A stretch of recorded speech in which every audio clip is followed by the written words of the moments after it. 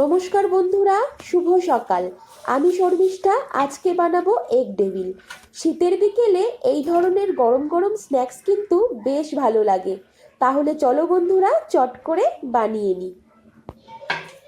Egg devil বানানোর জন্য একটা কড়াতে দিয়ে দিলাম 2 চামচ সাদা তেল।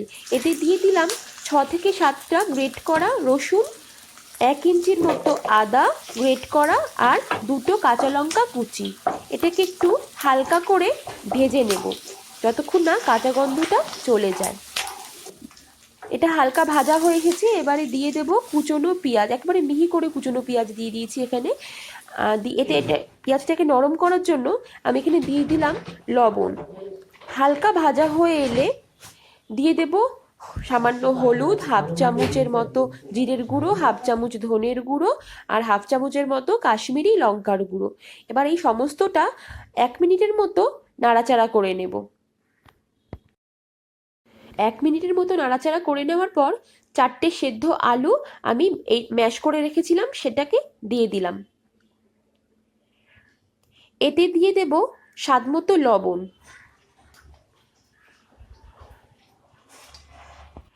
এবার এতে দিয়ে দেব 1 চামচ আমচুর পাউডার, একটু টক ভাব আনার জন্য।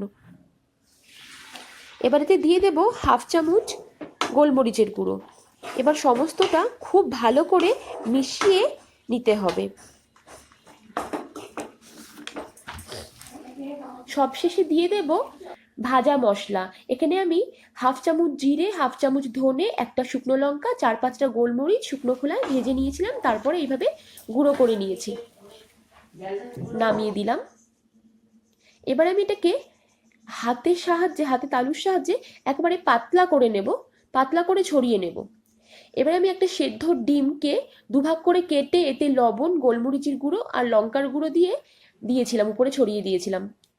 এবার এটাকে পাতলা করেই করতে হয় বন্ধুরা, মোটা করলে শুধু আলু আলু মনে হবে খেতে। সেই জন্য পাতলা করে আলুর পুরটা দেবেন, একটু সাইডে বেরিয়ে গেলে ভালো করে ঠিক করে দেবেন, ঠিক হয়ে যাবে। তাহলে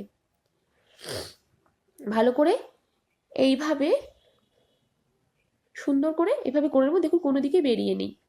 একে একে সবগুলো আমি এইভাবেই করে নেব।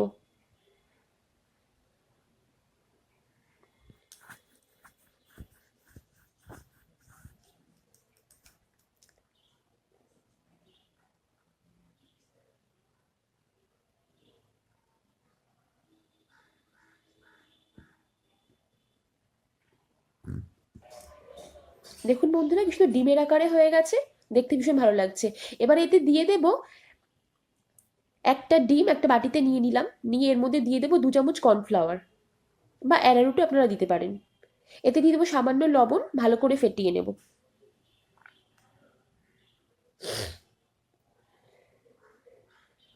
এবারে একটা একটা করে আমি ডিমের ডেভিলগুলো এর মধ্যে আমি ডিপ করব আর ব্রেড ক্রামসে কোট করে নেব।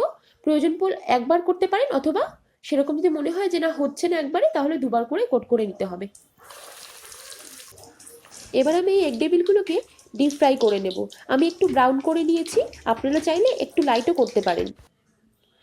বন্ধুরা, রেসিপিটা কেমন লাগলো আমাকে জানিও, আর ভালো লাগলে লাইক, কমেন্ট অ্যান্ড সাবস্ক্রাইব করে দিও।